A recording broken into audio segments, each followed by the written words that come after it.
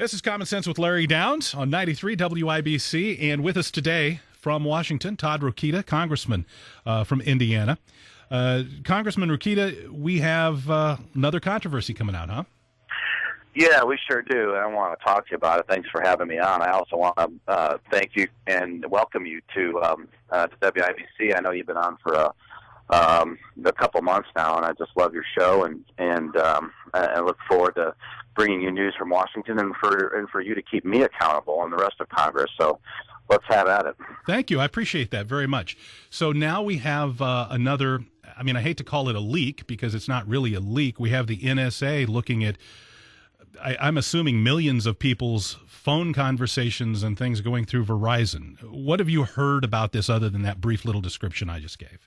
Well, as I'm talking with you, I just got off the plane from Washington back here home in Indiana, and we've got a pretty good briefing and from staff and piecing together what we're learning from the public, and the problem is what you're hearing and seeing on the news. I mean, there's nothing inaccurate being reported. In fact, I think the news media is doing a very good job on this story so far, and that's what the media should be doing, and so that's good. The problem here is that, but for, and you say it's not a leak, but certainly no one was supposed to know. Mm-hmm. But for the media finding out, we may not have known about this, and in fact, some are saying in Congress now that this goes on routinely, at least since the Patriot Act days, and that's. This is an example, Larry, of why I voted against the Patriot Act and why we should be questioning and watching our senators and representatives when they take votes like this. The Patriot Act broadened the surveillance powers that have existed in this country for a long time, quite frankly. Mm-hmm. And because of that, and I'm not saying the Patriot Act was even intended to allow this particular instance, but because of that and the way it was written and what it does, it allows people, persons, and administrations to interpret it. And this was a very liberal, loose interpretation of it, and a secret court, agreed, it's called a surveillance court, to allow sweeping and indiscriminate taking of personal information without any evidence whatsoever that any of the millions of people whose phone records were taken did anything wrong. And that's the difference. You know, in a court of law, in a free republic, in a free society, you have to have evidence. And it usually has to go through a judge. And that's how we determine whether or not, and that judge issues a warrant, and that's when we determine whether it's okay to investigate somebody. Mm-hmm. Well, that's all erased here, Larry, with the Patriot Act. And then you get activists or zealots, and maybe even for great intentions, they want to protect us. So be it. But now we have information on millions of Americans about who they called, when they called them, what the duration of the call was, and because cell tower information is involved, where the nearest cell tower they were connected to was, which tells you where your location is. Does that scare you as a citizen, not as a congressman now, but does that worry you and scare you? Absolutely. Yeah, it does me too. The reason this country was founded, of course, Larry, was to get away from this kind of stuff.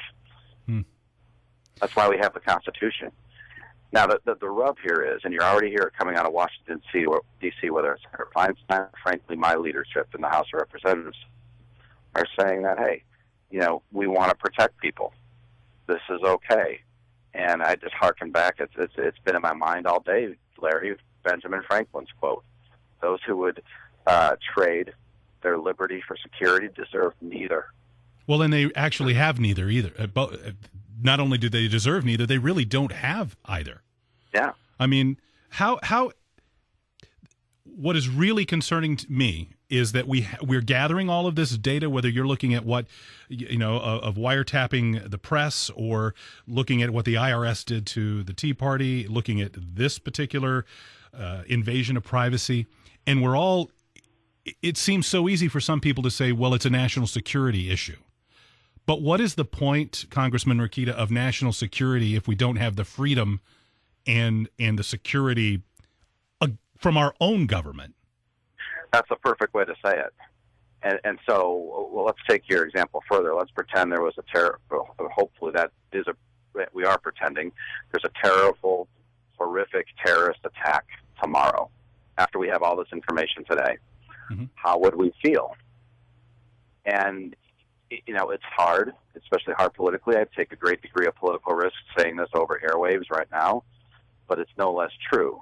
And that is, when you live in a free republic, if you cherish liberty, if you don't think you want to live in a society where the government knows what you're doing, where you're doing it, and how you're doing it, or who you're talking to, then you have to be prepared to have these risks.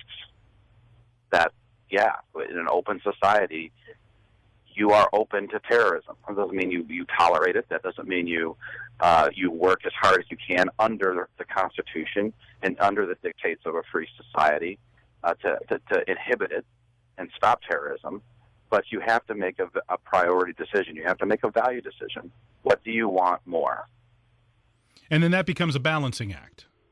And that's a balancing act. Yeah. And that's what it takes good people there for the right reasons to execute it. But our founders knew and said that men were not angels. And if men were angels, we wouldn't even need government. But they're not. Freedom is inherently unsafe. Yeah, it is, and people in government are not angels, and that's why that's why we have the warrant system, where you'd have to go to a judge in open court originally and get a warrant to go in and search or seize people's persons or property. And then the argument was made, as of late, well, we can't do that in open court because that would tip off the terrorists. Okay, so now we're going to have a secret FISA court. But that's okay because we're going to have the judicial branch, albeit in secret, oversee this administrative FISA court. Well, based on what I'm hearing today, that setup has failed. So I think we might have to go back to more of a direct judicial involvement, even if it's not an open court. Mm-hmm. Just to make sure that, Yeah.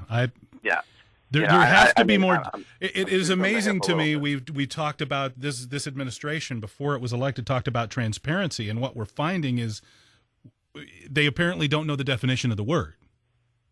Yeah, I mean, now we're seeing AP scandals, we're seeing everything else, and what this is, I'm not trying to draw it all together, all these four scandals now, link them together because I don't have any evidence to, but as a guy who used to be Indiana Secretary of State, who used to run 5 agencies, agencies that had prosecutorial discretion and investigative authority, I can tell you that in order to lead agencies like that, you have to lead with a culture of public service and an understanding that they serve under the people and under the Constitution, and because that's a tremendous amount of authority.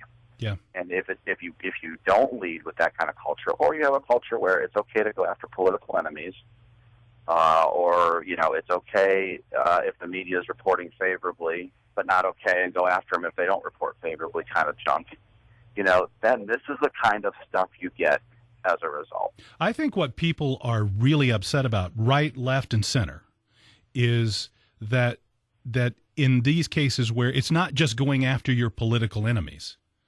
You're going at who are participating in the political process. They're going after citizens. That seems to be one of the things that suddenly, even if you're on the left, you're going, whoa, this doesn't feel good. Right. Yeah. Any true, well-meaning a person on the left should be just as offended as Todd Rokita is on the right about the IRS, about the AP, and now about this stuff. Regarding the taking of millions of what we call metadata records from people. Congressman, they're using Verizon cell phones. Congressman Todd Rokita, thank you for joining us. Could I get a commitment to come back on the show sometime in the near future to talk about immigration? Well, we'll do immigration, and we got to come back to this too, though. Absolutely. We'll do it all, but we'll come back to this because the people need to make a decision on what they want: more security, or the guise of security, or do they want liberty back?